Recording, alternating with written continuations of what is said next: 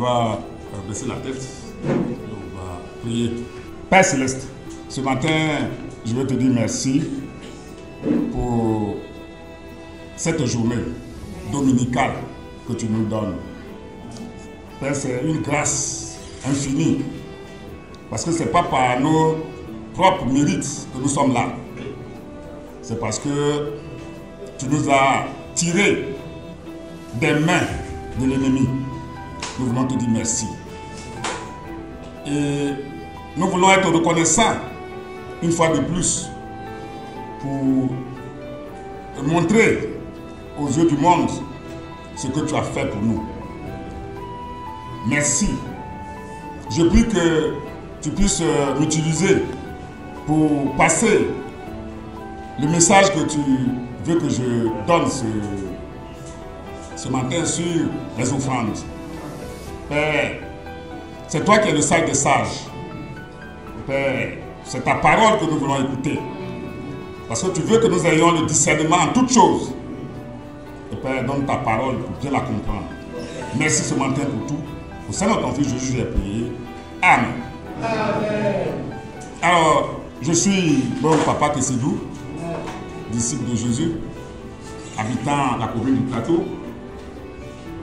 Et ce matin, je dis merci à Dieu qui a voulu que je fasse un message sur les offrandes. Et je voudrais aussi, avant de commencer, donner des enveloppes beaucoup plus par rapport aux offrandes spéciales qui va avoir lieu le 7 septembre 2025. C'est pour notre collecte spéciale, puisqu'on va faire ça dans le grand temple. Donc chacun, après le culte, pourra passer chez le frère pour les récupérer. Amen. Donc, voilà, celui qui veut deux, je peux lui donner. Maintenant, ceux qui ne sont pas là, que si vous pouvez leur donner aussi, vous pouvez leur donner aussi aujourd'hui. Et sinon, le mercredi aussi, on pourra poursuivre le partage.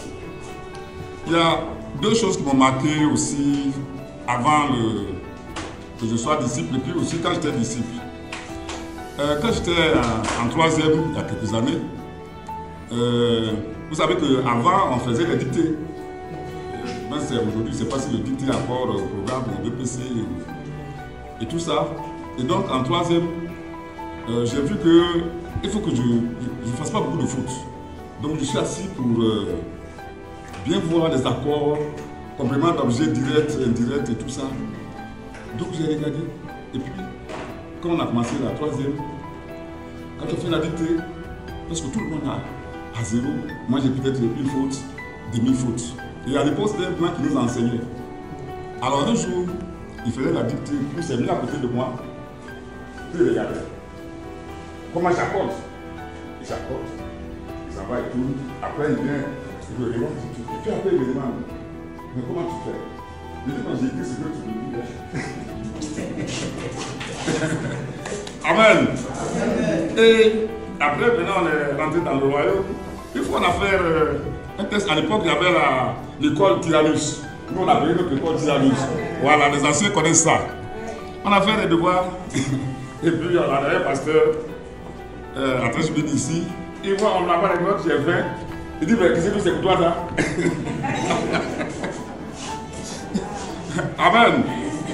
Alors, ce matin, nous sommes là pour les offrandes. Ça, c'est un peu pour détendre un peu l'atmosphère. Mais on va rentrer dans la Bible. Vous allez voir peut-être le lien plus tard. C'est 2 Corinthiens 8, verset 1 à 5. C'est un passage qu'on utilise un peu. Donc je disais 2 Corinthiens 8, verset 1 à 5. Je ne sais pas du chronique, 2 Corinthiens, excusez-moi. 2 Corinthiens 8, verset 1 à 5. Le contexte, c'est qu'on devait faire une collecte pour les chrétiens de Jérusalem. Et c'est l'église de Macédoine qui devait faire cette collecte. Et voilà ce que l'apôtre Paul dit. Nous vous faisons connaître, frères, la grâce de Dieu qui s'est manifestée dans les églises de la Macédoine. au milieu de beaucoup de tribulations qui les ont éprouvées, leur joie débordante et leur pauvreté profonde ont produit une abondance de riche libéralité de leur part. Ils ont, je l'atteste, donné volontairement selon leurs moyens et même au-delà de leurs moyens.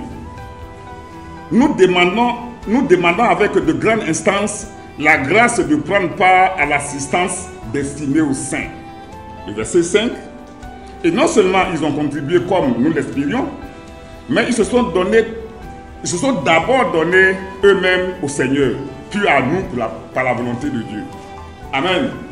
Je vais mettre l'accent sur le verset 5. Et non seulement ils ont contribué comme nous l'espérions, mais ils se sont d'abord donnés eux-mêmes au Seigneur, puis à nous par la volonté de Dieu. Donc je me suis posé la question, qu'est-ce que ça veut dire se donner à Dieu? Parce que c'est ce qu'ils ont fait d'abord. Parce que comment des gens qui n'ont pas assez de moyens, parce qu'on dit qu'ils avaient des tribulations, ils étaient pauvres. Mais quand on leur a dit que vous devez faire une collecte, ils ont trouvé que c'était une grâce pour eux de participer à ça. Et ils ont même insisté pour faire cette collecte. Et la Bible dit qu'ils ont donné au-delà qu'on espérait. Ça veut dire que quand ils se sont donnés, qu'est-ce qu'ils ont pu découvrir? Parce qu'avant de se donner à quelqu'un, il faut le connaître. Ils ont cherché à connaître qui est Dieu, à qui on donne l'argent, à qui on fait cette collecte. Pourquoi il faut donner la collecte à ces saints?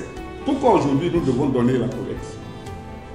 Alors, et j'ai vu qu'ils ont adopté une attitude qu'il nous faut adopter aujourd'hui. Mais où trouver cette attitude, ce comportement? Comment connaître ce Dieu-là? Est-ce que c'est suffisant qu'on vienne, quelqu'un prêche ici, et puis on dit qu'on connaît Dieu? La question, on peut se poser ça. Qu'est-ce qu'il faut faire? Moi, je me suis posé la question que ce sont des gens qui étaient constamment dans la Bible. Ils avaient une communion avec Dieu. Et donc, ça leur a permis de connaître Dieu. Et qu'est-ce qu'il est capable de faire pour eux?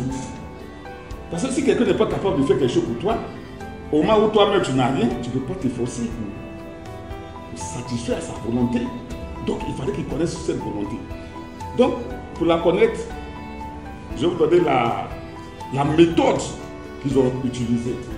La rigueur qui a fait de leur vie. Allons dans la Bible, en Proverbe 2, verset 1 à 8. Lisons. Mon fils, ou mes fils, mes filles, si tu reçois mes paroles, si tu gardes avec toi mes préceptes, si tu rends ton oreille attentive à la sagesse, si tu inclines ton cœur à l'intelligence, oui, si tu appelles la sagesse et si tu élèves la voix vers l'intelligence, si tu la cherches comme l'argent, si tu la poursuis comme un trésor, alors tu comprendras la crainte de l'Éternel. Tu trouveras la connaissance de Dieu. Au verset 6, car l'Éternel donne la sagesse. De sa bouche sortent la connaissance et l'intelligence. Il tient en réserve le salut pour les hommes droits, un bouclier pour ceux qui marchent dans l'intégrité, en protégeant les sentiers de la justice et en gardant la voie de ses fidèles. Amen. Voilà ce que l'habitude qu'avaient ces Macédoniens qui ont compris que chaque instant, chaque situation qui se présente, ils n'ont pas cette intelligence. C'est avec Dieu seulement qu'ils peuvent avoir cette intelligence pour résoudre leurs problèmes. Aujourd'hui, nous avons pris des engagements pour satisfaire la contribution à la construction du temple. Mais est-ce que notre seule intelligence va pouvoir suffire pour réaliser cela? Si nous n'allons pas vers Dieu, si nous ne cherchons pas, si nous ne sommes pas dans sa parole, si nous ne méditons pas tous les jours. Au 35e anniversaire, le message le l'évangéliste principal, pour ceux qui étaient là, je pense que tout le monde était là, il a dit une chose très importante. Il dit, si vous ne méditez pas la parole chaque jour, si vous ne lisez pas la parole, si vous n'êtes pas dans la parole, c'est le diable qui sera à la place de la parole. Vous comprenez que... Et lui, il a donné un cri de cœur. Il dit que pour que nous ayons la maturité, pour avancer, pour faire des choses plus grandes, il nous faut être mature, mais spirituellement aussi. Il nous faut connaître la parole de Dieu. Vous savez pourquoi c'est important? Parce que je vous parle, parmi nous, il y a des élèves, il y a des étudiants, il y a des gens qui travaillent, des fonctionnaires, certains qui travaillent dans le privé, la société. Il y a des situations qui vont arriver. On a dit que le frère est un géomètre. Donc, il y a des situations qui vont arriver. Mais quand les situations vont venir, comment vous allez faire? Parce que nous, on a rencontré aussi beaucoup de situations. Je vais vous raconter une anecdote après. C'est la parole, ce que vous savez, qui va vous protéger en marchant dans la justice et dans la droiture. Rien d'autre.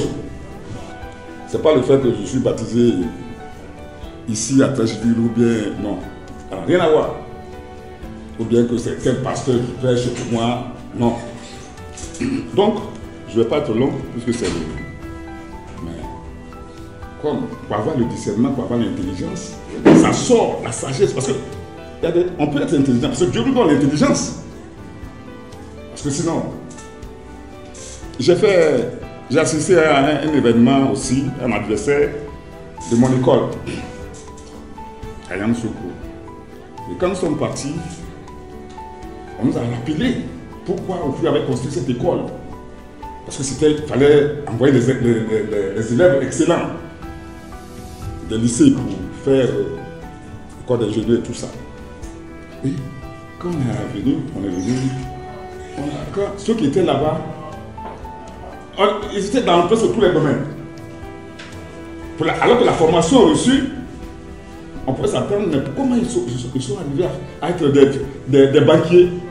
Certains sont des assureurs. Moi, par exemple, j'ai servi dans le secteur ferroviaire. Certains sont dans l'aviation. Ils sont même des responsables. Je dis, mais donc, toute cette école nous a formés. J'ai oublié qu'en fait, maintenant, quand je suis revenu, quelque chose, je lisais la Bible. Et puis, j'ai vu, c'est Dieu qui a donné cette intelligence pour que nous puissions être là-bas. Et quand j'ai vu ça, c'est en Ésaïe, je crois, 30. En Exode 30, verset 35. Il te donne l'intelligence, il te donne la capacité de concevoir, d'inventer. Ce n'est pas l'école, ce n'est pas les gens qui sont venus, non. Là, je suis revenu à terre. Il dit que c'est Dieu qui donne tout. Et les Macédoniens ont compris ça. Ils ont compris. Et quand tu comprends ça, tu ne te fixes pas sur toi-même, ton orgueil. Parce que c'est Dieu qui t'a donné cette capacité de pouvoir faire ces inventions. Amen. Donc ce que je voudrais vous partager par rapport à la communion avec Dieu, à l'époque, je lisais chaque jour, comme je crois que c'était un mois de août aussi, chaque jour, je lis un chapitre du livre des Proverbes. Donc ce jour-là, c'était le Proverbe 6 que je lis. Le matin, à 4h, 5h du matin, quand j'ai lu, c'est comme si Dieu m'interpellait. Parce que ce que j'allais faire engageait ma vie. Quand je suis réveillé, en fait, moi je représentais une société d'État qui avait une convention avec Citarail, que vous connaissez, pour réhabiliter le chemin de fer. Parce qu'avant c'était pour l'État, et l'État a considéré ça à Citarail, qui n'ayant pas assez de moyens, donc l'État va avaliser les prêts pour réhabiliter et les services et les matériels.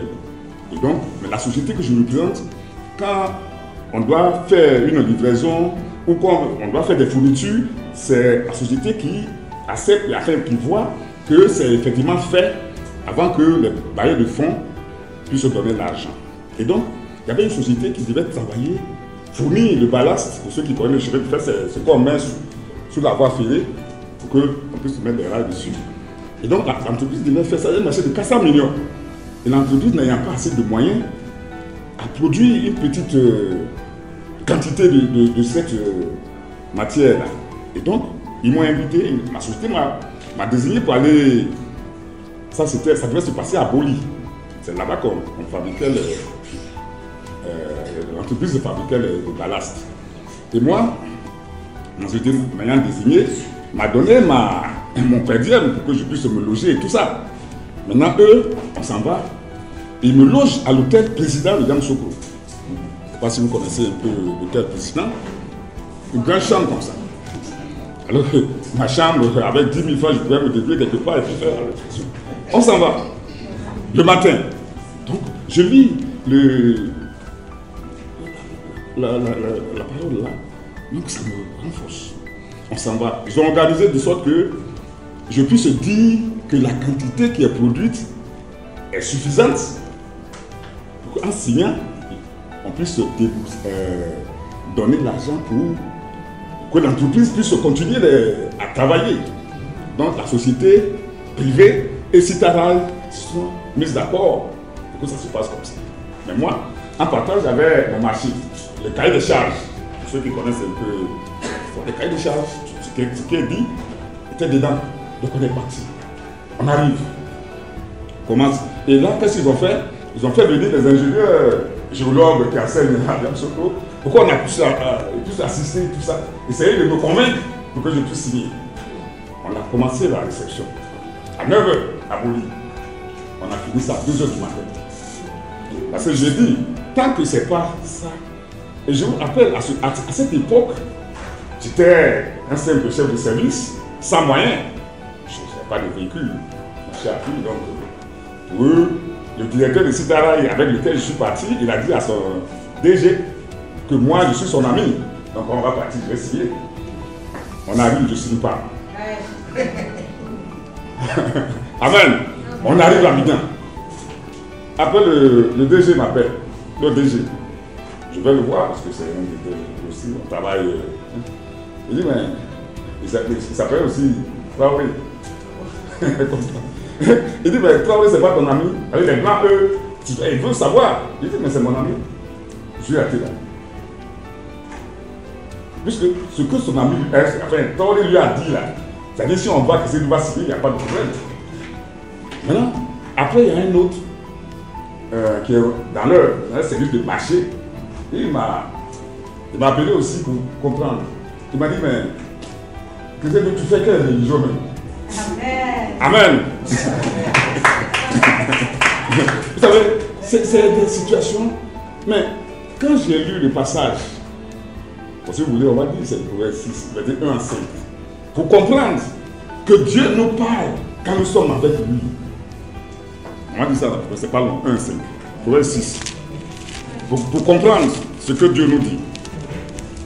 Proverbe 6, verset 1 à 5. Mon fils, toujours, quand il veut te sortir du trou, c'est comme ton fils qui va tomber dans un trou. Tu dis, mon fils, il ne faut pas aller là. Non, il dit, mon fils, si tu as cautionné ton prochain, un étranger, cautionner, c'est donner sa caution. Si tu t'es engagé pour autrui, si tu es enlacé par les paroles de ta bouche, si tu es pris par les paroles de ta bouche, fais donc ceci, mon fils. Dégage-toi, puisque tu es tombé au pouvoir de ton prochain. Tu es tombé au pouvoir de l'ennemi, d'un étranger. Quand tomber au pouvoir, ça veut dire que lui, il peut faire tout ce qu'il veut de toi. Va, prosterne-toi et fais des instances auprès de lui. C'est-à-dire que tu es devenu maintenant esclave de celui-là. Ne donne ni sommeil à tes yeux, ni assouplissement à tes paupières. Dégage-toi comme la gazelle de la bain du chasseur, comme l'oiseau de la main de l'oiseleur. C'est comme si tu es pris dans un filet. Donc quand j'ai lu ça, je suis réveillé. Fini. les situations imprévues vont arriver dans vos vies. Ça ne prévient pas. Mais comment tu vas te défendre? C'est la parole que tu as dans la tête. Mais quand tu as ça dans la tête, tu appliques. C'est pour ça que souvent on nous dit ici, il ne s'agit pas d'écouter la parole de Dieu seulement, mais c'est de mettre ça en pratique. Amen. Amen. Je vais, voilà, pour être trop long, je suis d'accord avec vous. On va le pasteur attend. Et le dernier verset que je vais vous donner aussi, vous pouvez lire à la maison, c'est un seul verset, c'est Josué 1, verset 8. Amen. Où il dit, si vous voulez que vos entreprises réussissent, la parole de Dieu ne doit pas quitter votre bouche. Amen. Et donc, on va prier pour la collecte. Père Céleste, Papa, ce matin, nous voulons te dire merci. Merci parce que si tu as permis que nous vivions aujourd'hui, c'est parce que tu nous as protégés. Par ta parole, tu nous as gardés. Parce que ce que j'ai rappelé ici, entre la période où j'ai été confronté à ce problème, où je n'ai pas cédé, jusqu'à ce que je sois promu dans l'entreprise, dans la société, si j'avais été négligent de ta parole, je ne serais pas là aujourd'hui. Et je ne serais pas en train de faire des œuvres que tu demandes ce matin comme une collecte. Et je prie ce matin que tu touches nos cœurs à plus marcher comme toi tu veux, à plus mettre ta parole en pratique dans nos vies, à plus être toi, parce que tu protèges ceux qui sont toi. Merci pour tout. Au sein de ton Dieu, je vais prier. Amen. Amen. Ok, amen, frères et sœurs. Le royaume des cieux appartient aux enfants. Ça, c'est le futur de demain. Ils sont en train de les positionner, donc on attend qu'ils finissent d'abord. Amen. Amen. Comme je le disais, je suis heureux d'être ici. Et c'est une grâce que Dieu m'accorde de me retrouver ici avec vous. Ça, c'est une grâce. Quand ils m'ont appelé pour dire que je vais venir prêcher à Trècheville, il dit qui suis-je pour que l'on puisse m'appeler.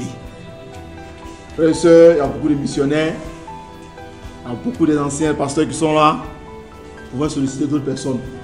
Si Dieu a apporté son choix sur ma modeste personne, je lui rends toute la gloire. Et priez pour moi pour que ce message-là puisse vraiment toucher le cœur de chacun d'entre nous et que nous soyons excellents pour la gloire de Dieu. Il y a le pasteur Gisela qui m'a déjà présenté. Je suis le frère Basile Traoré. Je suis dans Bobo Nord 1.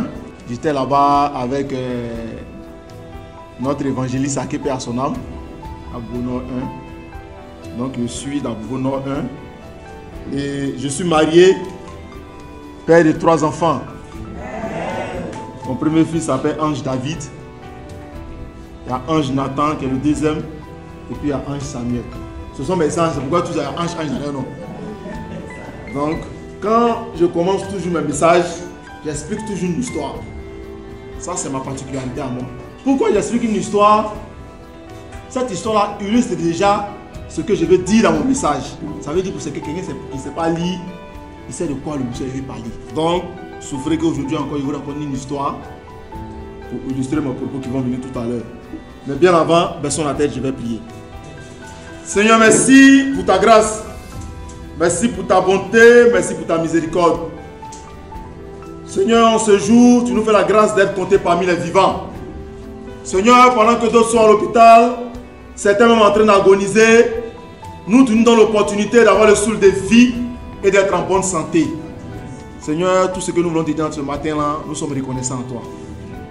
Et Dieu, le gloire, Dieu de bonté, nous savons qu'une vie sans toi est peine perdue. Et nous voulons demeurer fidèles à toi tout le jour de notre vie. C'est pourquoi je prie que tu nous éclaires. Seule ta parole peut nous éclairer. Merci en ce matin de nous inviter à ton banquet. Nous sommes venus pour apprendre de toi. Nous sommes venus en ce matin pour que tu puisses nous enseigner. Nous sommes venus pour que tu puisses nous éduquer. Nous sommes venus pour que tu puisses nous corriger. Nous sommes venus pour que tu puisses nous éclairer. Je prie que tu nous donnes le cœur qu'il faut. Que tu éloignes de nous, Papa de Tout-Puissant, tout ce qui est distraction. Et que, Papa de Tout-Puissant, par ta grâce, par ta bonté, de nous aider non seulement à comprendre ta parole, mais Dieu Saint-Dieu juste à la mettre en pratique. Merci, Papa Dieu Tout-Puissant, de permettre que nous soyons rassasiés en ce jour de ta parole et que Dieu nous garde de bonté au sortir de ce temps. Nous retournons chez nous, non pas comme nous sommes venus, mais tous nous ressortons regarder à continuer notre marche avec toi. Merci de m'utiliser comme un simple instrument. Papa Dieu Tout-Puissant, éloigne-moi les choses de la chair et par ton esprit, utilise-moi afin que tu parles à nos cœurs ce matin. Merci pour tout. Béni soit ton Seigneur maintenant et à jamais. Au nom de Jésus, ton Fils unique que j'ai prié. Amen. Amen. Comme je disais, il y a mon grand-fils qui va en 4e, Ange David. Et avec lui, c'est un défi tous les jours. Quand il dit un défi, c'est un enfant qui est très sage, très poli. Mais il dit c'est un défi parce que moi-même m'amène au défi à chaque moment. Mon fils, il est petit, il a 12 ans. Mais David, il aime l'excellence. Il aime l'excellence. Quand David était en 6e, bien avant que je commence l'année scolaire, on a prié, moi et sa maman, on a prié avec lui, tout cela. Il dit Seigneur, permets que mon enfant soit vraiment bon élève, qu'il soit excellent, tout cela. Donc, je lui donne les directives. David en 6e,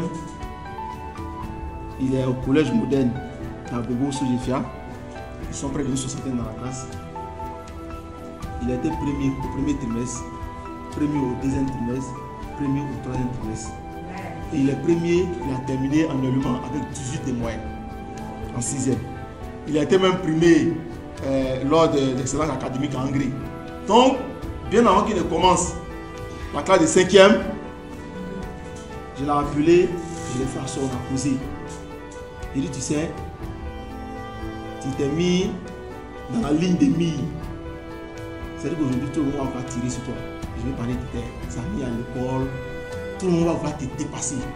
Donc, tu t'es mis à un niveau là où tu n'as plus le droit de descendre. C'est que toi, tu dois aller de l'avant seulement. Tu n'as pas d'autre choix. Et c'est pas pourquoi tu as fait ça, mais tu n'as pas d'autre choix où tu es arrivé là.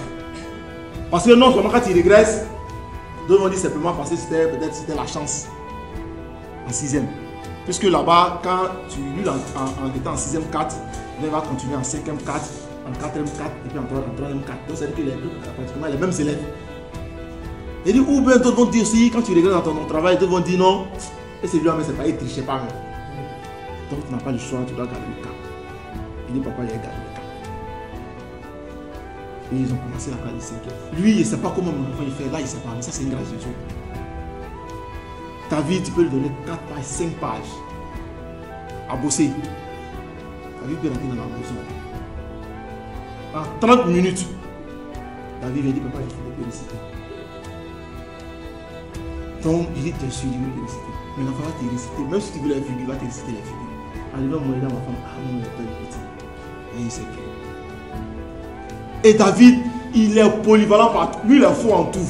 Bon, la seule chose où les autres arrivent à le dépasser, c'est EPS. Comme il est petit, c'est un truc qu'il ne peut pas faire. Donc, à EPS, là, on arrive à le dépasser. Sinon, il est fort en tout, que ce soit en mathématiques, en physique, en France, il est fort en tout. Et cette année encore, il a eu 17 demandes au premier trimestre. Il était premier. Il a eu 17 demandes au deuxième trimestre. Il a été premier. Il a eu 18 demandes au troisième trimestre. Il a été premier. Et dans l'école, il a été premier de tous les niveaux 5e. Donc, cette année, il m'a dit ça va pour les vacances. Ton cerveau va reposer son père. Va pour les vacances cette année. On m'a fait par là pour ça. Hein. Il dit, il ne veut pas aller faire pour les vacances. Il dit, non, il faut laisser. Il faut que tu reposes ton cerveau. Pour que le cerveau soit frais. Pour que tu reprennes la classe. Et pour que tu sois une bonne lancée. En classe de 4e. Mais vous savez, je raconte cette histoire pour dire que nous sommes les enfants de Dieu. Et l'enfant de Dieu a appelé à être excellent. Un enfant de Dieu ne doit pas être médiocre. Un enfant de Dieu, frères et sœurs, il ne doit pas être médiocre. Vous savez, je vous dis une chose. Le monde nous regarde. Hein? Le monde nous regarde. Il suffit que tu fasses une erreur. On dit, mais celui-là n'a pas dit qu'il est chrétien. Mais pourtant, les autres le font dans le monde. Ça ne dit rien à personne. Mais quand tu es chrétien, affiché à tant que chrétien, frère et soeur, tu dois être comme ton policier et puis tu dois faire toujours ce qui est bon. Donc en un mot, on doit être excellent. Mais dans l'excellence, il y a la part des responsabilités de chacun. Dieu lui a donné la Bible pour qu'on soit excellent. Merci beaucoup à Pâques, c'est nous qui a prêché tout à l'heure. Merci pour ton message. Merci aussi à notre frère. L'esprit il est un. Il dit mais finalement, c'est monsieur le soir en train de prêcher mon message. Il a cherché pour un peu de mal. L'homme, en tant que disciple, tu dois être excellent, frère et soeur. Et l'excellent, comme je l'ai dit, c'est à tous les niveaux. Non seulement nous, les parents, devons être excellents pour que les enfants puissent nous copier. Mais si toi, le parent, tu es médiocre, c'est que tu amènes tes enfants à la médiocrité. Mais il n'y a pas d'autre alternative pour être excellent. C'est d'être dans la parole. Être dans la parole et puis surtout la mettre en pratique. Frères et sœurs, la vie excellente là, c'est résumé dans la Bible. Il n'y a pas autre chose. La Bible, c'est pas autre chose, hein. C'est comment il faut vivre de manière excellente. Pour que ta vie là soit un parfait agréable odeur devant la face de Dieu là. C'est la Bible. Je vous assure, si dans le monde entier, on étudie simplement que 30% de la vie dans le monde entier, on n'a pas connaître toutes ces crises que nous connaissons. Et les enfants de Dieu doivent être excellents. Les frères et sœurs, ce matin, le titre de mon message, c'est appeler à l'excellence pour la gloire de Dieu. Appeler à l'excellence pour la gloire de Dieu. Frères et sœurs, l'école va reprendre très bientôt. L'école va reprendre très bientôt. Et généralement, pour nous les parents, on se dit quand l'école reprend, nous, c'est le côté financier, nous on voit beaucoup. Parce qu'il faut scolariser les enfants, il faut payer, en tout cas, il y a beaucoup de dépenses à faire. Et je prie Dieu qui donne les moyens à tous les parents pour que nous puissions scolariser nos enfants. C'est la première des choses. Mais la deuxième des choses, ça ne s'arrête pas au moyen financier, frères et sœurs. Ça ne s'arrête pas au moyen financier. Parce qu'aujourd'hui, d'autres ont les moyens financiers, ils donnent tout ce qu'il faut à l'enfant et puis l'enfant se débrouille. Non. Nous sommes des disciples et nous devons éduquer nos enfants comme tels. Si nous souhaitons que nos enfants soient parmi les excellents, et nos enfants doivent être parmi les excellents, parce que c'est nous qui menons la bonne vie ici sur cette terre, donc nous devons accompagner nos enfants à l'excellence. Nous devons accompagner nos enfants à l'excellence. Et pour cette entrée scolaire, frères et sœurs, c'est une opportunité que Dieu nous donne encore de démontrer notre excellence. Si l'année passée, on n'a pas été excellent dans le suivi de nos enfants, il faut que cette année, on double d'efforts pour être excellent. Si en tant qu'enfant, on n'a pas été excellent l'année passée, il faut qu'on double d'efforts pour être excellent cette année. Si en tant qu'étudiant, on n'a pas été excellent, il faut qu'on double d'efforts pour être excellent. Si en tant que marié, on n'a pas été excellent dans nos couples, il faut qu'on double d'efforts pour être excellent. Si en tant que célibataire, on n'a pas été excellent, il faut qu'on double d'efforts pour être excellent cette année. Amen. D'abord, mon premier point va s'articuler autour des parents. Le premier point, c'est le défi des parents. Et dans ce défi-là, il y a l'éducation des enfants et la transmission de la foi. Allons-y en Proverbe 22. Je le prends dans mon premier point. C'est le défi adressé aux parents. Et dans ce défi, il y a l'éducation des enfants et la transmission de la foi. On va aller en Proverbe 22, verset 6. Proverbe 22, verset 6. En Proverbe 22, verset 6. Vous voyez ce que la Bible dit. Instruis l'enfant selon la voie. Proverbe 22, verset 6. Instruis dans la foi du Seigneur. Et la parole dit, instruis l'enfant selon la voie qu'il suive. Et quand il sera vieux, il ne s'en détournera pas. Frères et sœurs, nous devons instruire nos enfants selon la voie du Seigneur. Si vous voulez, c'est comme la Bible nous dit ici, de transmettre. C'est comme si vous voulez un héritage.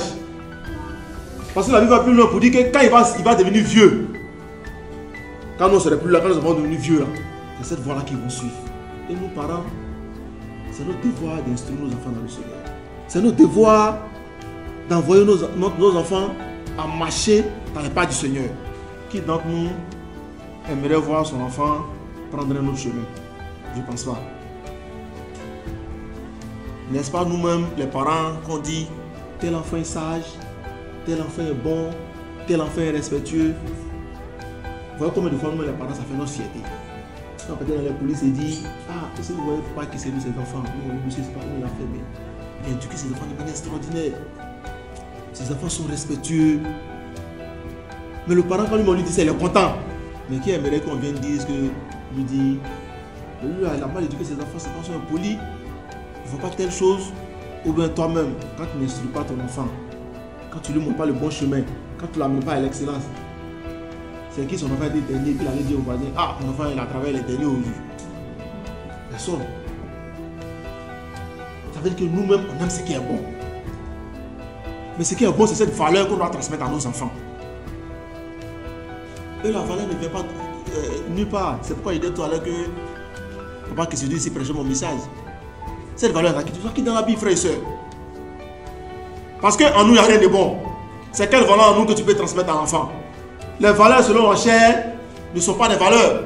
Frère et soeur, peu importe tes moyens financiers, peu importe ta place dans la société, arrange-toi à donner une bonne éducation à tes enfants. C'est très important. Vous savez, souvent, quand l'enfant n'a pas reçu une meilleure éducation, quand souvent l'enfant met ton cœur saigne, tu as peur.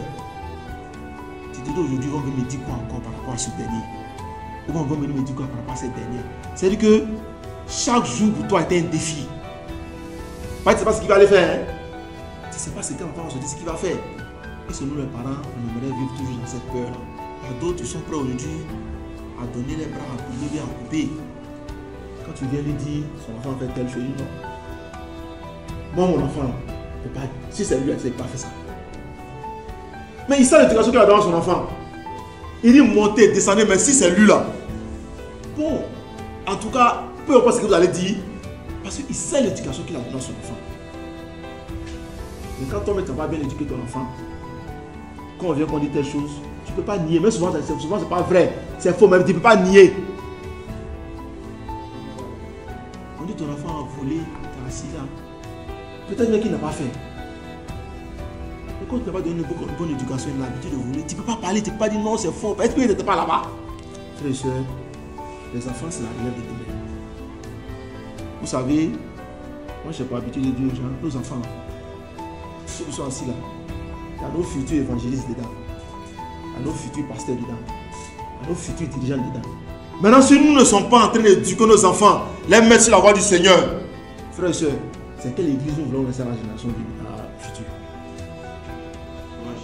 C'est quelle église on veut laisser à la génération future? Parce que nos générations nous allons passer. Et l'église sera confiée à qui? On veut confier l'église à des gens qui ne sont pas stables. On veut confier l'église à les gens qui ont pensé ailleurs. Vous savez, c'est ce qui amène souvent la fausse doctrine dans l'église. Souvent qu'elle n'a pas été éduquée selon ta foi, selon la foi que tu as pris dans ton église. Maintenant, il peut dérailler à 90 degrés. Amen, parents. Ce n'est pas pour nous inquiéter, mais c'est pour nous rappeler à l'ordre. Aujourd'hui, dans ce monde que nous vivons, frères et sœurs, c'est comme une chaîne. Aujourd'hui, nous devons être comme des lions, nous les parents, pour protéger nos progénitures. Parce que le diable, il est prêt à dévorer. Hein. Lui, il est prêt à gâter. Lui, ce n'est pas pour arranger. Lui, c'est pas rien qui est difficile chez lui. Si on se gâte ça, c'est à la minute. Et si nous connaissons les fréquentations de nos enfants, et si nous savons avec qui nos enfants échangent, quels sont les propos que nos enfants tiennent. Par moment, pour nous, les parents trouvent des excuses. Mais ça, lui, il travaille, c'est trop fatigué. Donc, vraiment, tu as dit, tu ne sais même pas si tu es enfant à la maison. Si tu n'es pas à la maison, bon, toi, ça t'intéresse pas. Parce que tu es trop fatigué. Moi, quand je vais au travail, dès que j'arrive au bureau, je suis quitté à la maison. Et quand j'arrive au bureau, j'appelle ma femme. Je dis, comment tu vas, ça va à la maison? Est-ce que tout se passe bien? Oui. Est-ce que Angela est là? Est-ce que Angela est là? Elle commence par dire, toutes les enfants sont là, pardon. J'ai demandé si chacun est là. Pourtant, il va te laisser à la maison. Et à midi encore, je rappelle. Est-ce que tu vas à la maison? Est-ce que tout le monde est là? C'est vrai que je ne suis pas présent là-bas en ce moment-là. Mais c'est pour dire que j'ai un œil sur mes enfants. Même quand je suis à la maison, pour moi, il n'y a pas de repos. Quand il n'y a pas de repos, il peut être dans la maison. Mais chaque 5 minutes, chaque 10 minutes, avant qu'il y ait demandé à mes enfants où ils sont. Il faut que je me rassure là où ils sont. Je dis non, bon, j'étais le voisin, j'étais le voisin. Ok, frères et sœurs, en tant que parents, nous devons vraiment être vigilants. Nous devons être vigilants pour prendre soin de nos enfants. Amen. Nous devons être très très vigilants. Allons-y à Éphésiens. Éphésiens 6, verset 4.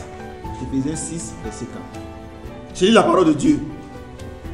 Vous, pères, n'exaspérez pas vos enfants, mais élevez-les en les éduquant et en les conseillant d'une manière conforme à la volonté du Seigneur. C'est ce qui est clair.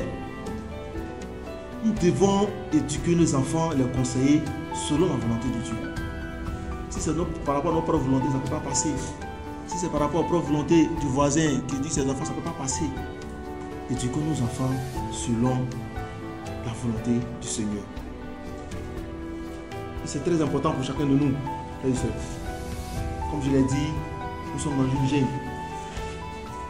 Nos enfants ont besoin de nous. Amen. Nos enfants ont besoin de nous. C'est très important que nous prenions soin de nos enfants. Et nous devons mettre l'accent d'accompagner nos enfants dans leurs études. Vous savez déjà aujourd'hui, c'est difficile. Le monde de l'emploi, c'est difficile. Déjà même les diplômés, aujourd'hui, on peut te dire un concours de 500 places à 10 000 candidats, 30 000 candidats. Et aujourd'hui, on sait que parmi tous ces diplômés-là, quand vous parlez des grandes entreprises, vous pouvez poser un pas que c'est nous, comme l'a fait le privé. Dans les grandes entreprises, frères et sœurs, les gens cherchent les gens qui sont excellents. Ça, il faut qu'on soit clair. Il y a d'autres, mais simplement quand on prend les parcours scolaires, quand on regarde leur école là, et on les maintient en même temps. Quand on voit les écoles d'excellence comme Sainte-Marie, on voit INPHB, quand on voit ça, c'est qu'eux là, on ne suit plus. On les met parce qu'on sait qu'ils sont partis dans les lycées de référence, dans les points d'excellence. Parce qu'aujourd'hui, ils savent qu'il y a beaucoup de diplômés, mais il n'y a pas d'excellents. Les autres ont des diplômes qui sont médiocres, excusez-moi du terme, qui sont médiocres. Pour une entreprise sérieuse, il faut chercher toujours des gens qui sont excellents. Quel chef d'entreprise qui veut être au pas de l'échelle, il veut toujours progresser avec son entreprise. Maintenant, si nous ne sommes pas en train d'accompagner nos enfants dans les études, comment voudrions-nous que nos enfants soient excellents?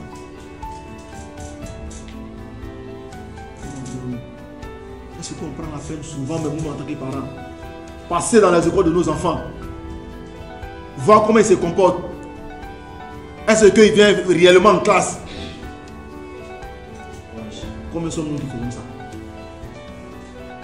Vous savez souvent, je sais que nos enfants, ils se disent ça. Moi, je suis livré à moi-même.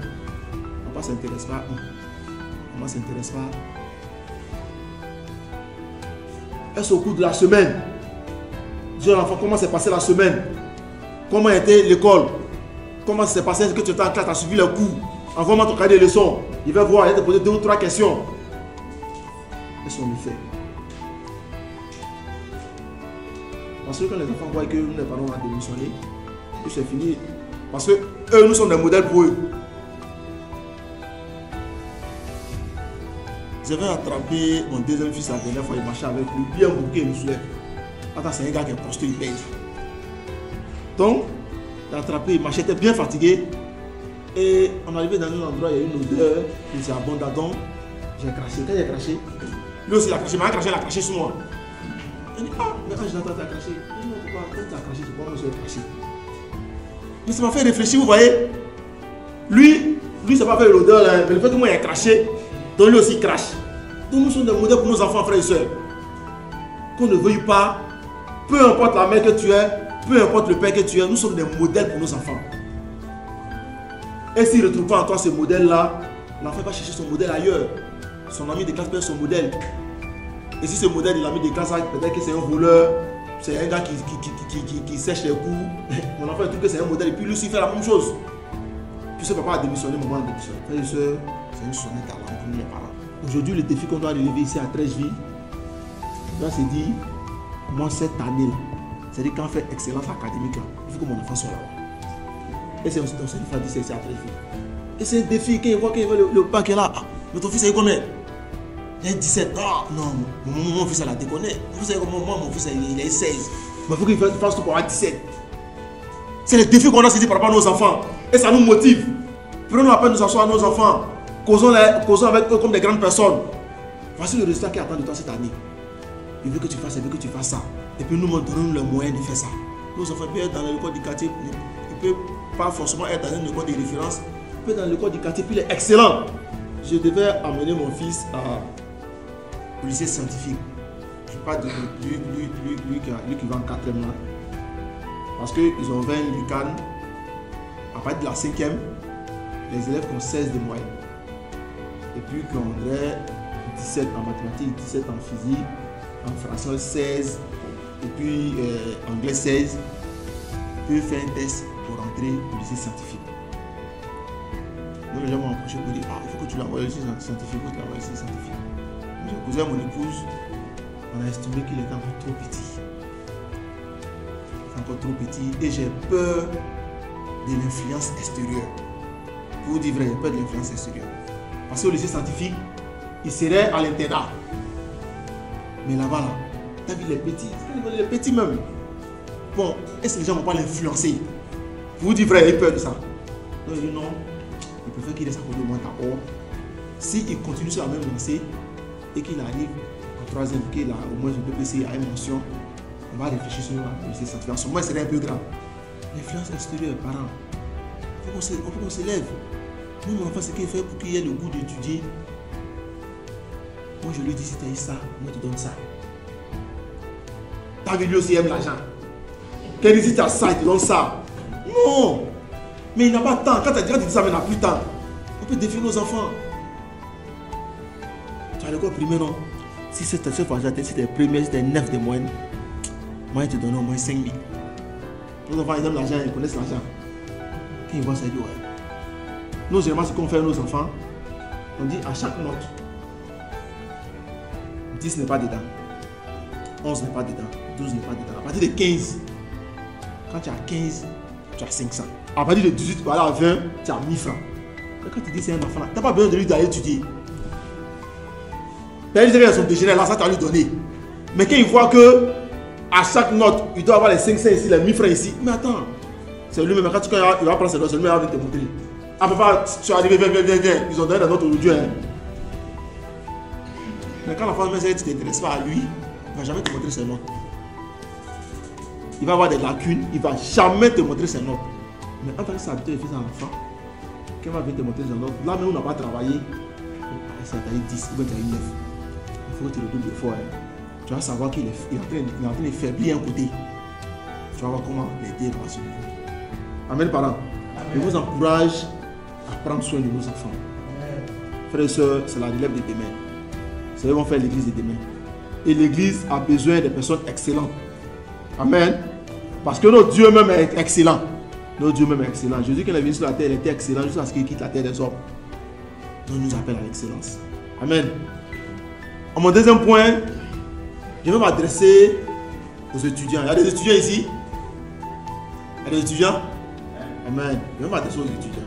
Je vais m'adresser aux étudiants sur leur étude académique et leur vie spirituelle sur le campus. Allons-y en Colossiens 3, 23. Colossiens 3, 23. J'ai lu la parole de Dieu. Quel que soit votre travail, faites-le de tout votre cœur. Et cela par égard pour le Seigneur et non par égard pour les hommes.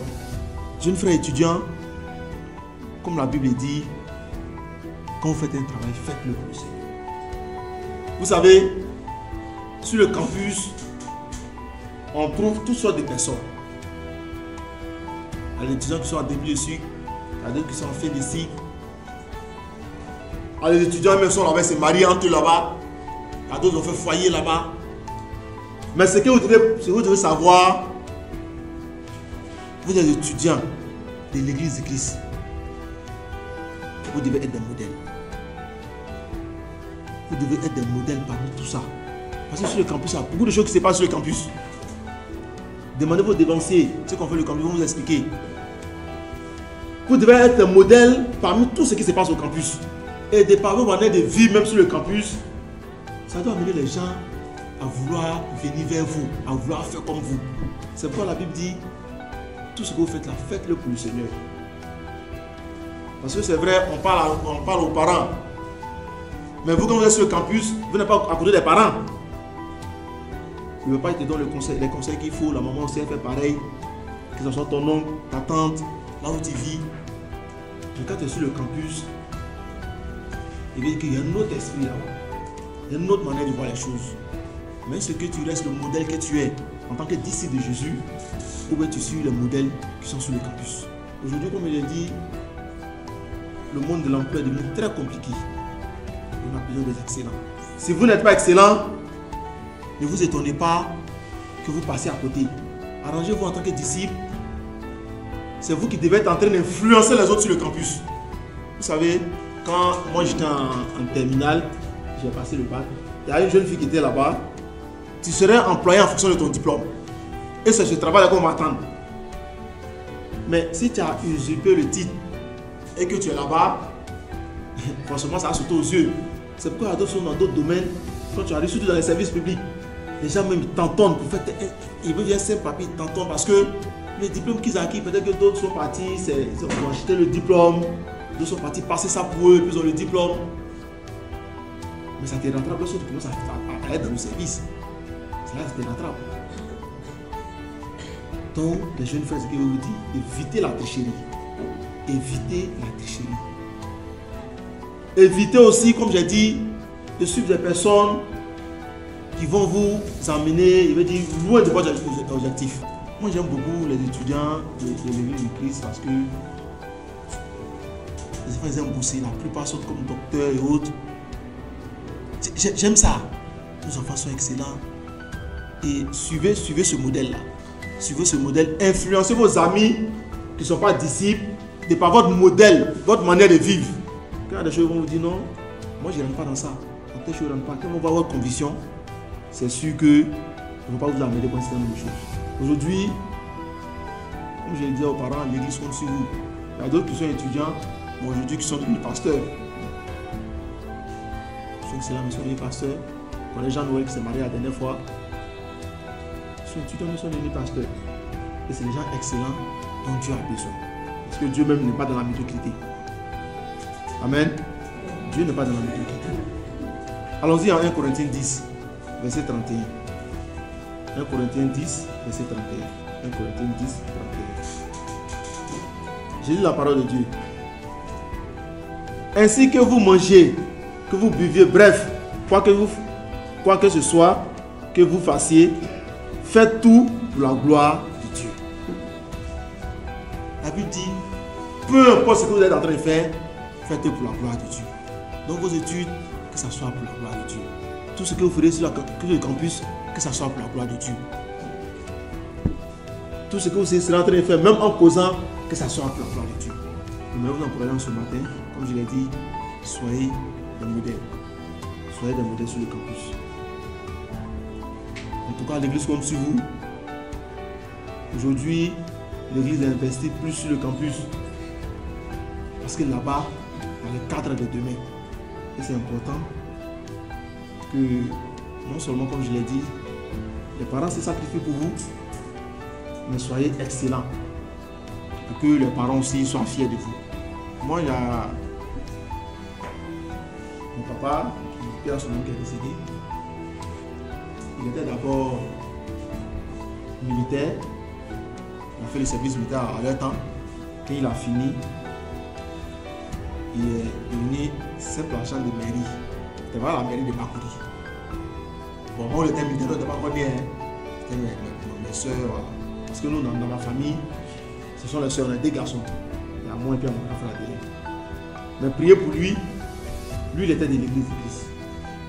Et Adélé, c'est à cause de lui, mais nous, on est venu à l'église de Christ. Mais après, il y a la division, lui, il est parti.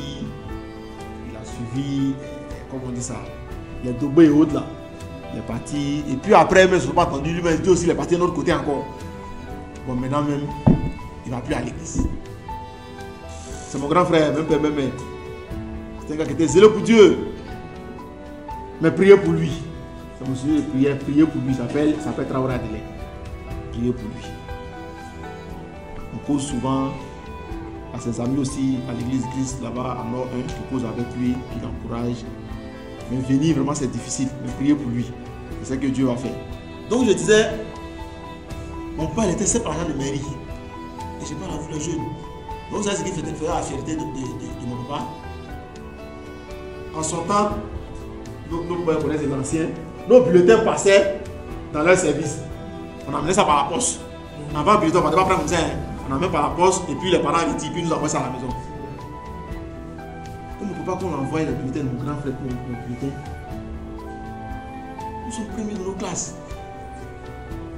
Un jour, sa responsable lui demande, elle dit, mais monsieur Traoré, toi tu fais comment? Tu donnes quoi à tes enfants? Puis ils sont tous premiers, tu donnes quoi? Il a dit son nom, il va regarder ce pauvre.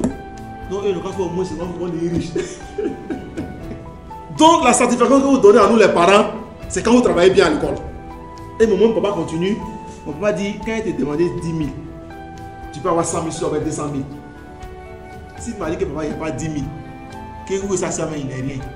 Il dit, c'est vrai que tu es mon fils, il n'est pas tombé sur toi pour prendre. Pourtant, moi, je sais que tu as ça. S'il me dit, bon, pas de gagner 10 000, tiens 500, il va prendre 500. Et la conclusion qu'il tire, il dit, vous, ce que vous êtes en train de faire là, ça va bénéficier d'abord. Si vous avez une grosse société, vous avez une grosse voiture, tu vas pas dire, non, papa, t'as roulé dans la voiture, moi, j'ai marché. Jamais, t'as roulé dans la voiture.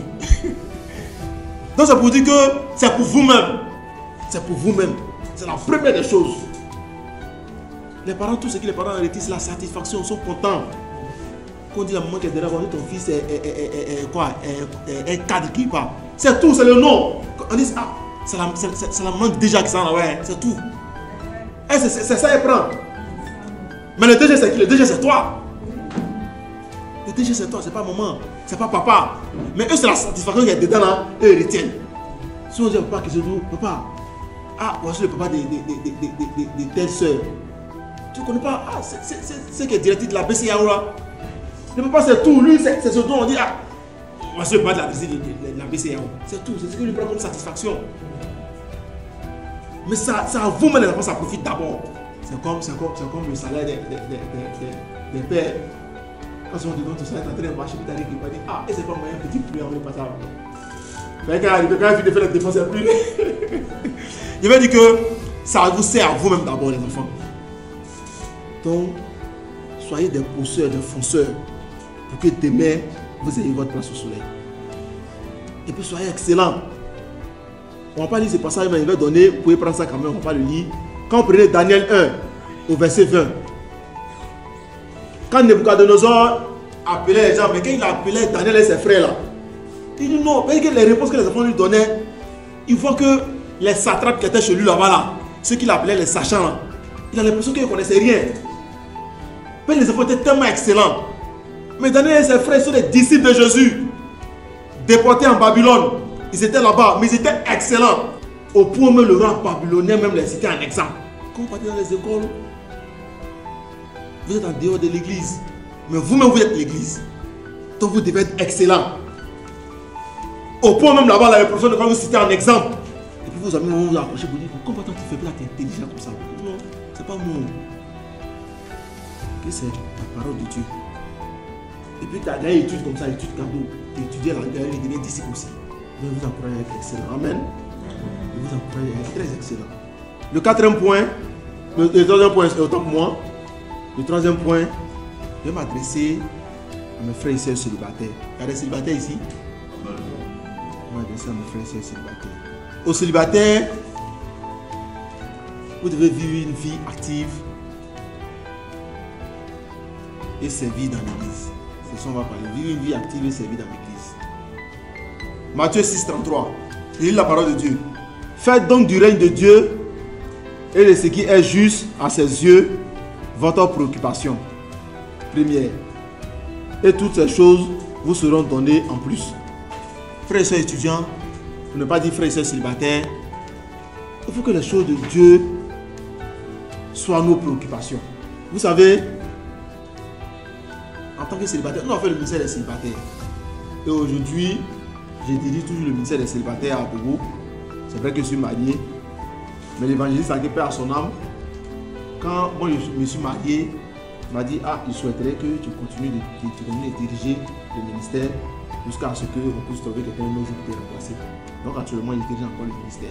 Mais le problème, c'est que là-bas, en tant que célibataire, on est trop fixé sur nous-mêmes. Et souvent, on trouve que la vie est en train de partir pour nous laisser. On est préoccupé par le travail, on est préoccupé par comment il me marier, on est préoccupé par toutes sortes de choses. Mais sauf les choses de Dieu. Mais Dieu m'a dit dans sa parole que le service que vous rendez dans ma maison, là, ça c'est que ce service-là, ce n'est pas vain. C'est-à-dire que le roi ne récompense par rapport au service que tu rends à Dieu. Et c'est Dieu qui a parlé, ce n'est pas un homme. Comme la Bible dit, Dieu n'est pas un homme pour mentir, le fils d'un homme pour se repentir. Sa parole est la vérité. Mais en tant que célibataire, on est trop concentré sur nous-mêmes. Frères et sœurs, pendant que tu es célibataire, que tu peux encore même mieux servir le Seigneur. L'évangéliste Siméon nous disait, Quand on rentre à la maison, c'est pour dormir. Quand là, on a mangé, on est rassasié, hein, c'est pour dormir. Mais le marié, quand quitte fini, 1 heure de temps après, quand on ne le voit pas là, chérie, tu es où? Non, je viens ici. Ah, ok. Donc on t'attend. Le mari ne peut pas se lever pour prendre des décisions. Il doit informer sa femme. Ou bien elle doit informer son mari. Mais le célibataire, il peut se lever aujourd'hui, on dit à la campagne d'évaluation à chaque ville et à Sikensi. Le célibataire, c'est là, il s'en va à Sikensi sans chauffer le coin. Mais le mari, souvent, il est dans ses faits et gestes. Ah, chérie, j'ai pas à Sikensi. Sikensi, t'en vas. Ah, tu sais que la semaine, il travaille aussi, non? Par rapport aux enfants, on fait comment? Tout ça là, on fait les affaires Sikensi, il faut rester. Comme les enfants sont là. Mais toi, le célibataire, tu as un engagement avec qui? Personne. Tu as le temps de bosser pour Dieu. Et l'évangile nous encourage dessus. Il dit, viens vie de célibat. Quand vous serez marié, à un nombre de choses, pas contre l'interdit, mais que toi-même tu n'as pas osé faire. Donc soyez excellent dans le service de Dieu. Soyez excellent. Faites le service de Dieu avec excellence. Surtout dans la mission, servir Dieu. Faites ça avec excellence. Le célibataire ici pour vous attraper de temps à autre. Allez en aide. Dans la pureté du Seigneur. Organisez vos temps d'évangélisation, vos temps de prêche. C'est très important, frères et sœurs célibataires. C'est très important d'être engagé pour le Seigneur. C'est très important de donner tout pour le Seigneur. Et on va lire ce passage et vous allez comprendre pourquoi je dis ça. C'est Paul qui le disait en 1 Corinthiens 7, 32-35. 1 Corinthiens 7, 32, 35. 1 Corinthiens 7, 32, 35. J'ai lu la parole de Dieu en 1 Corinthiens 7, 32, 35. C'est pourquoi je voudrais vous faire savoir, libre de toute préoccupation, celui qui n'est pas marié se préoccupe des intérêts du Seigneur. Son seul souci est de lui plaire. Celui qui est marié s'occupe des affaires de ce monde pour plaire à sa femme. Et le voilà tiraillé de part et d'autre. De même, la veuve et la jeune fille n'ont pas d'autres soucis que les intérêts du Seigneur. Pas d'autre désir que se dévouer à lui, corps et esprit. La femme mariée, elle se préoccupe des affaires de ce monde pour plaire à son mari. J'ai dit, cela dans votre propre intérêt et non pour vous tendre un piège, mais pour que vous meniez une vie bien ordonnée et que vous soyez attachés au Seigneur sans partage. C'est ce que l'apôtre Paul disait aux Corinthiens.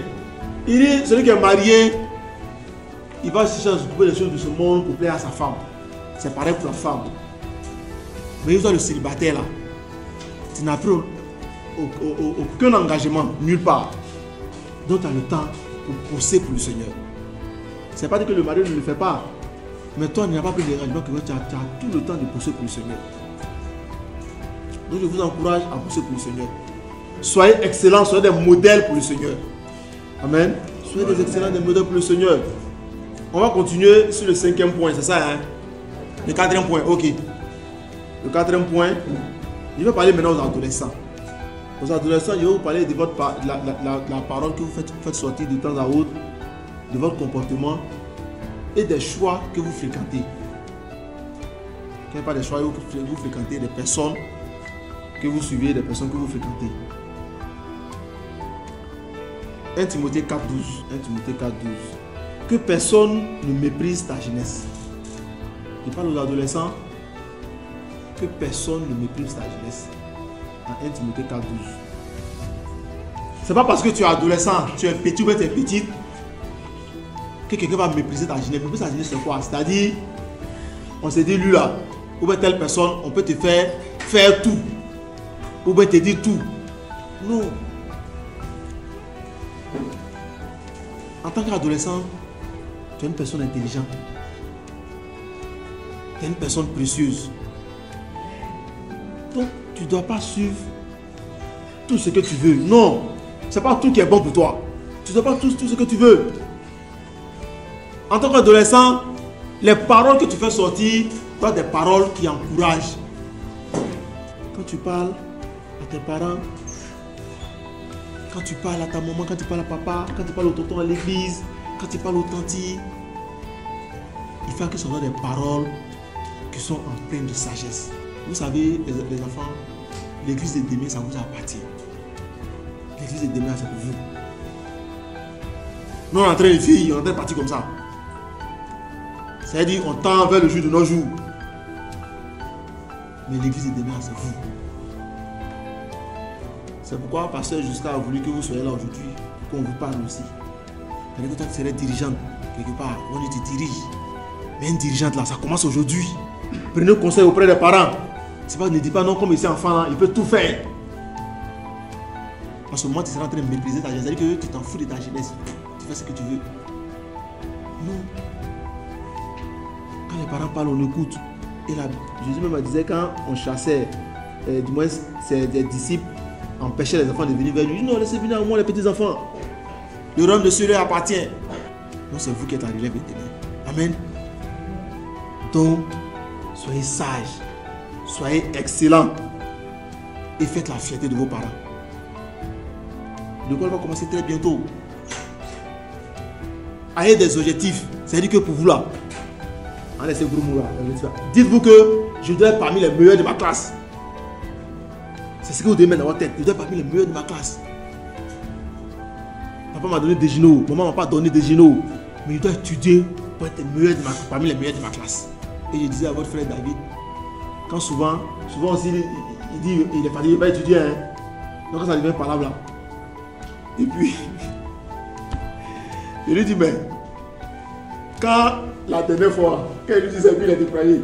Et quand la dernière fois, quand ils ont appelé les gens à Angry là-bas, c'est à moi, ils ont remis les cadeaux là. Ouais, c'est pas moi, c'est toi qui ont remis. Si les vôtres, vous pouvez étudier. Quand il faut qu'il dit, papa, toi, tu aimes trop ça. Et puis, c'est étudié. Enfin, il sait qu'il veut encore Angry. Il dit souvent, il dit, t'as vu, non, quand tu es meilleur, on a comment tes amis te respectent. Les enfants, en Djemé, nous les enfants des pauvres là, quand on est intelligent, les gens nous respectent.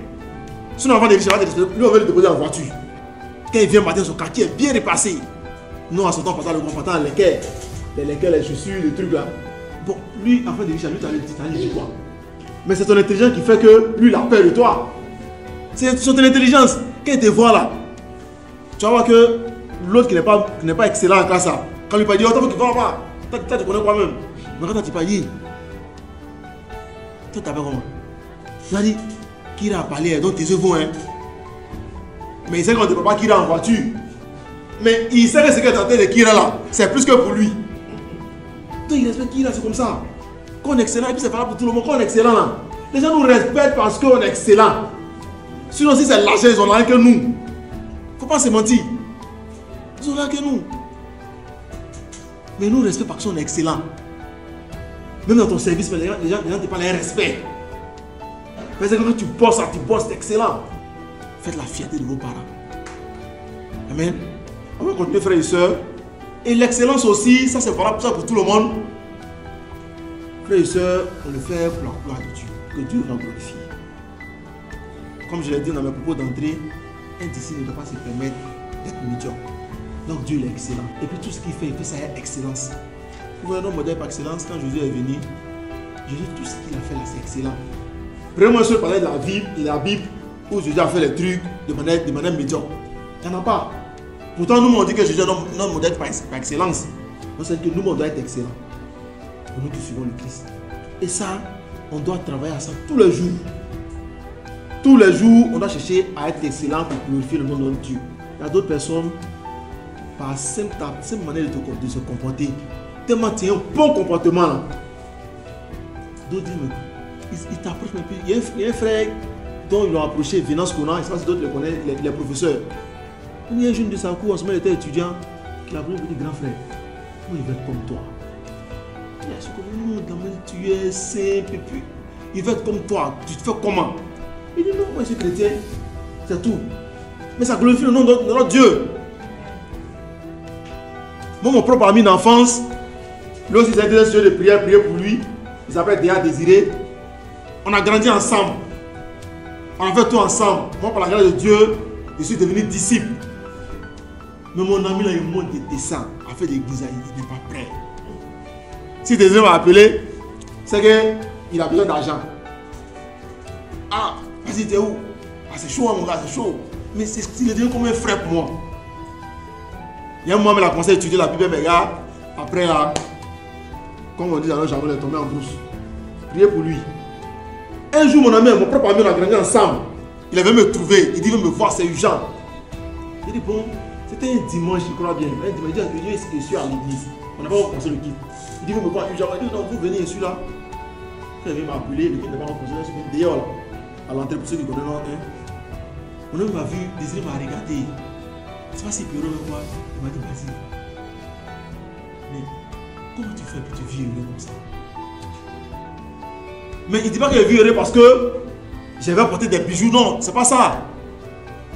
Mais il y a quelque chose qui dégage en moi, l'esprit de Dieu comment qui se dégage autour de moi. Il sait que je suis heureux, je suis à l'aise.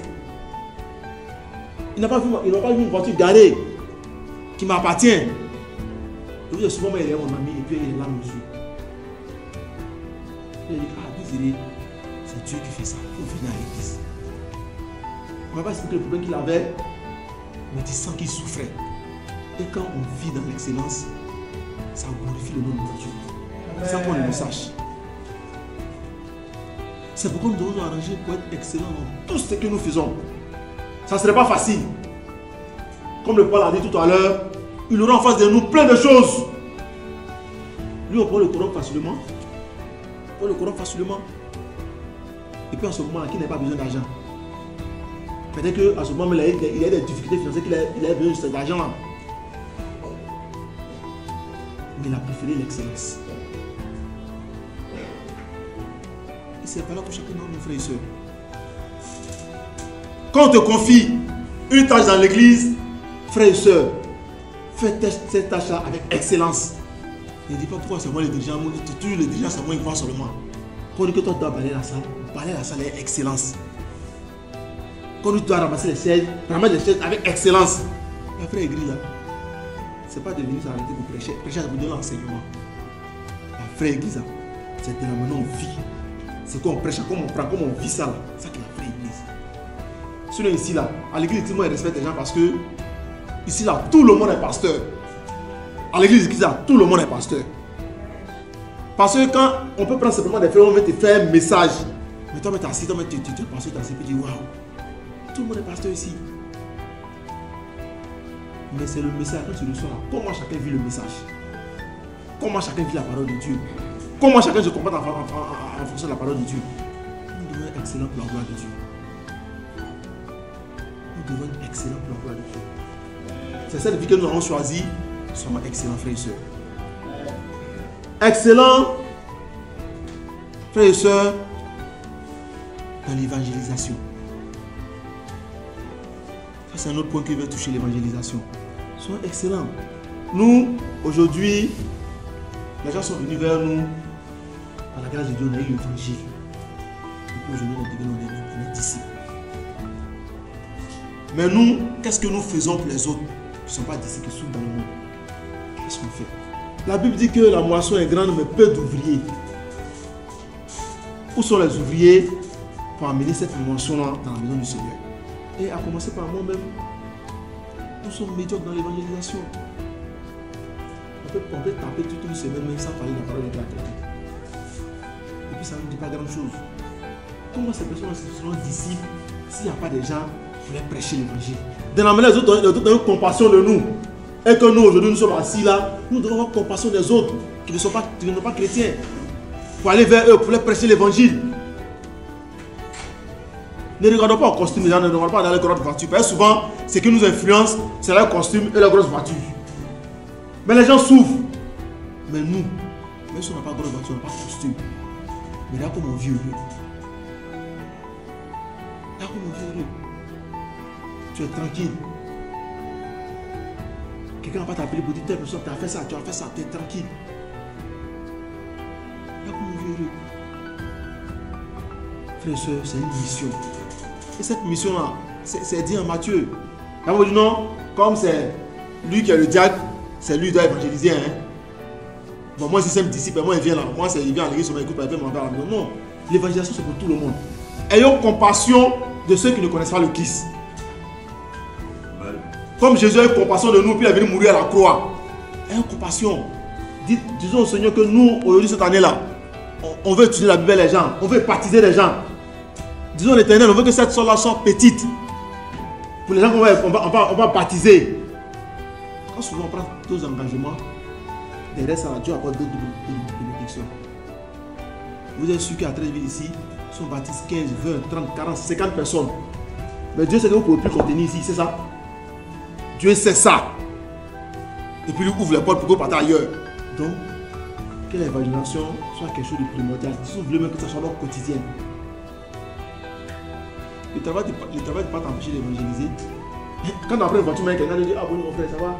Ah, je t'aime, il t'invite dans mon église, il t'a une carte d'invitation. Ça t'a pris combien de minutes? Même tes collègues de service, il t'a invité à l'église. Il veut étudier la Bible avec toi. Ça va prendre combien de temps? L'évangélisation, ce n'est pas forcément se mettre dans la rue pour prêcher. Quand tu as le temps, tu peux te mettre dans la rue pour prêcher. Ça, c'est bon, moi j'aime ça. Je veux dire que la parole, on peut la distiller partout où on se trouve. Peu importe. Donc, frères et sœurs, prenons cet engagement. Amen. Amen. Évangélisons. Et le dernier point que je vais aborder, c'est l'offrande spéciale. L'offrande spéciale. Frères et sœurs, allons-y en 1 Thessaloniciens 5, 18. 1 Thessaloniciens 5, 18. 1 Thessaloniciens 5, 18. Il dit la parole de Dieu. Remerciez Dieu en toutes circonstances. Telle est pour vous la volonté que Dieu a exprimée en Jésus-Christ. La Bible nous demande de remercier Dieu en toutes circonstances. En un mot, soyons reconnaissants. Lorsque on a fait la première collecte spéciale pour l'année passée, les frères et sœurs nous ont témoigné.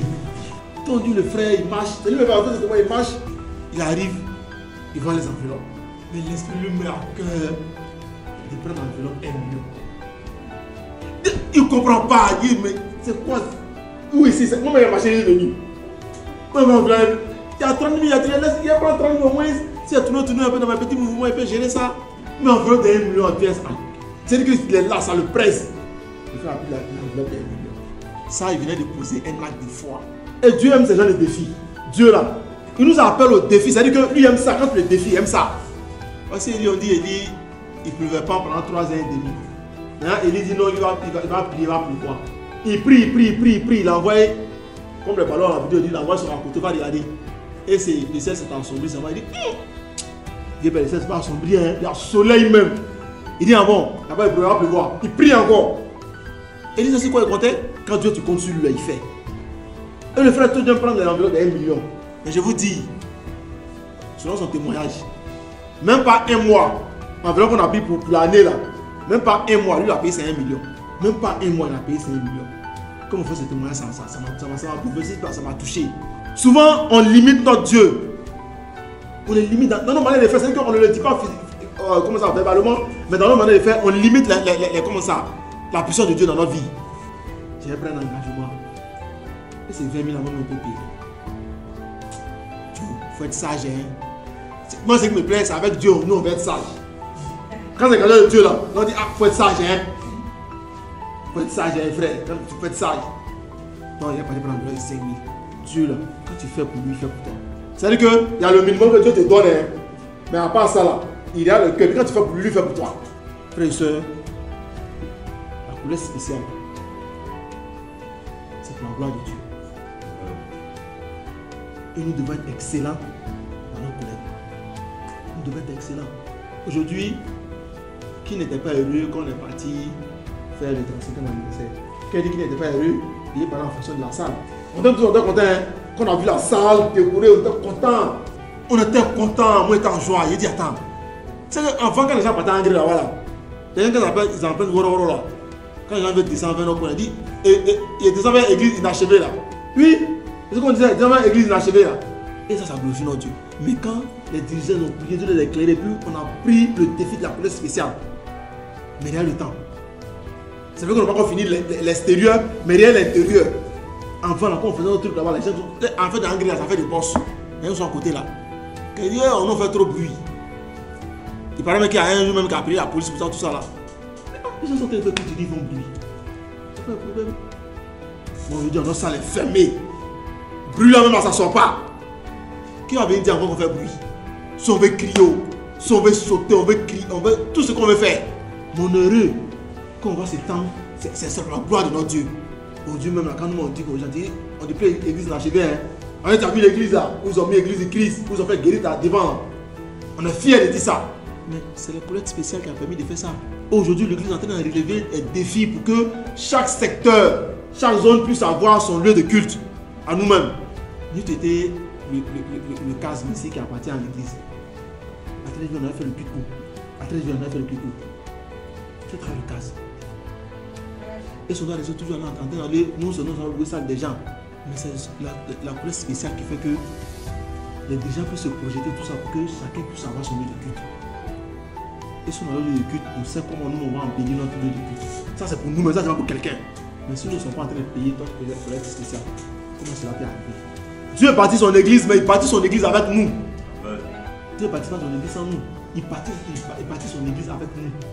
Maintenant, si nous on ne veut pas rentrer dans le projet de Dieu, lui que tu sois là ou pas, lui bâtit son église. Mes frères et sœurs, relevons ces défis. Relevons ces défis. On t'en vers la fin d'année, relevons ces défis. Si tu as pris un engagement de 500, frère et sœur, prie Dieu. C'est à lui qui appartient l'or et l'argent. Et puis, elle a foi. Il va te donner 500, tu vas payer. Si tu as pris un engagement d'1 million, prie Dieu. Il va te donner les moyens pour que tu payes les 1 million. Frères et sœurs, Dieu est fier de nous. Et il dit fier de nous. Et il nous appelle la même conseil à l'excellence. Soyons excellents dans tous les aspects de nos vies. Que la gloire revienne à Dieu. C'est ce message que j'ai voulu partager avec vous. Que Dieu bénisse. Frères et sœurs, nous sommes arrivés au moment des annonces. Donc, sans plus tarder, nous allons annoncer les informations concernant notre royaume. Mercredi prochain, nous reviendrons ici à partir de 19 h pour adorer notre Dieu. Amen. Culte spécial de l'église du Christ d'Abidjan. Frères et sœurs, c'est le dimanche prochain. Ça sera le 7 septembre. Donc nous serons tous à Angré pour notre culte spécial. Et à cet effet, l'église du TPM, c'est-à-dire 13 villes plateau Makori, nous aurons notre deuxième collecte de reconnaissance. Donc on vient de partager les enveloppes. Donc chacun s'apprête pour venir donner à Dieu. Amen, frères et sœurs. Et je précise là-dessus, frères et sœurs, n'oubliez pas ces enveloppes-là. C'est-à-dire, arriver au culte en engrais, ne mettez pas ça dans 12 enveloppes. Sinon, quand il y a une enveloppe qui n'a pas été mentionnée, on remet ça dans une collecte, je ne sais pas comment on appelle, mais une collecte d'ensemble là-bas. Donc, si toi tu as fait ton offrande, ta collecte, pensant que tu as donné, tu as relevé ton défi et que ce n'est pas, ça ne figure, le TPM ne figure pas sur ton enveloppe, ils vont mettre ça dans une autre collecte. Vous voyez, donc c'est pourquoi on a personnalisé ces enveloppes-là pour vous distribuer. Amen.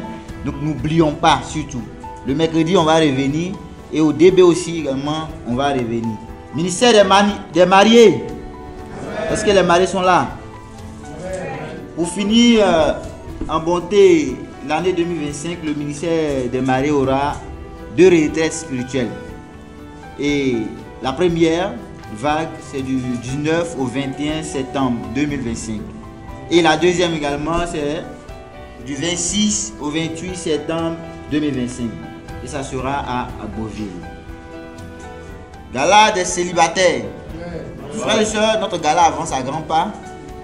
Et en tout cas, j'encourage tout le monde à songer à solder vraiment notre participation. Amen. Pour permettre au comité d'organisation de mieux organiser l'événement. À cet effet, le dirigeant du Nord 1, notre frère Basile Traoré qui a prêché, souhaite s'entretenir avec nous juste après la prière de clôture. Avec tous les célibataires. Amen. Amen. Donc ne partons pas, restons là. Amen. Visite. Frères et sœurs, nous avons la visite du couple Nda. Ils sont là ce matin parmi nous. Somebody scream tonight.